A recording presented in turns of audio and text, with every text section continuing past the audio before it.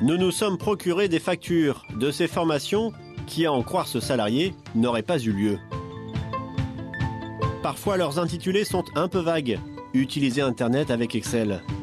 4 stagiaires pour une journée, montant total 1136,20 €.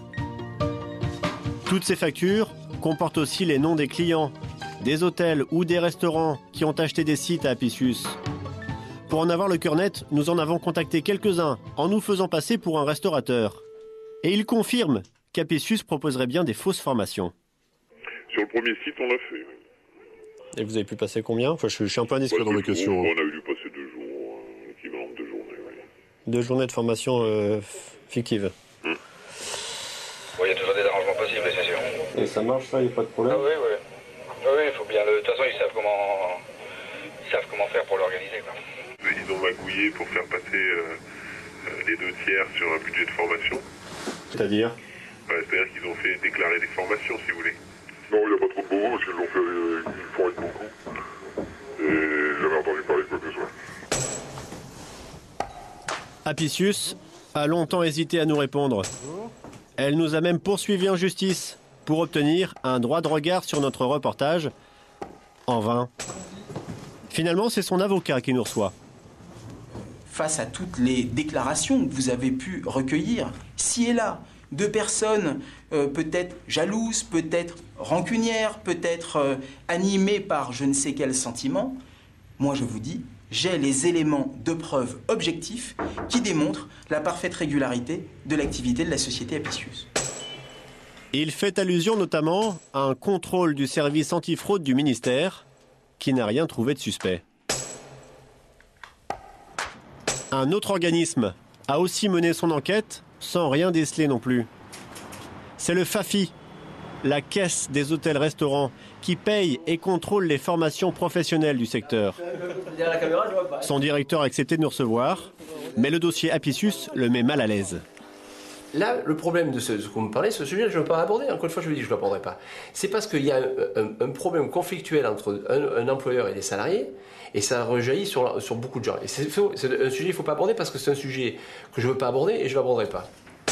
D'après lui, tout est en ordre dans sa maison.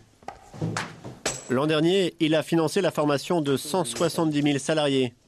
Et il assure que tous les dossiers sont examinés à la loupe, notamment les feuilles de présence signées par les stagiaires.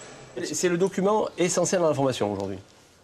La signature, c'est la reconnaissance de la part du salarié d'avoir fait la formation. Et sans ça, on ne paye pas. Alors avec mes questions tordues, si quelqu'un signe à la place du salarié?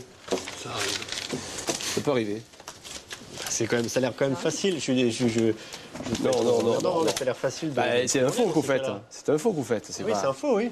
Donc, la loi française punit ça en général. Les faux, ça peut arriver, ça vient de le dire. Il y a des gens qui font des faux chèques, des faux virements voilà. Donc oui, ça peut arriver, mais c'est quand même une signature d'un individu qui a suivi sa formation. Dans notre enquête, il nous restait une dernière piste à explorer. Les stagiaires dont les noms figurent sur les factures. Des salariés des hôtels-restaurants censés avoir suivi des formations d'Apicius. Nous avons retrouvé Virginie. Elle travaillait comme réceptionniste dans un hôtel de la région parisienne. Elle figure sur au moins 5 factures. Pourtant, elle est formelle. Elle n'a jamais participé à ces stages. Est-ce que ça vous dit quelque chose, les fonctions Access 2003? Non, ça c'est sûr et certain, j'ai jamais travaillé sur Access. E-marketing? E-marketing, ça correspondrait à mon travail actuel et j'ai pas de formation sur ce domaine-là, donc ça je m'en souviendrai encore plus. Utiliser Internet avec Excel? Non plus, ça c'est sûr. Initiation à PowerPoint? Non plus. Optimiser les recherches sur Internet? Non, c'est sûr. Non, j'ai jamais eu de formation. Les ateliers Apicius auraient donc touché 6 000 € pour des formations que Virginie n'a jamais suivies. Ça m'aurait marqué des choses comme ça. Maintenant, ça me servirait forcément, alors que là, je suis en train de me former toute seule. D'après notre enquête, elle ne serait pas la seule dans ce cas.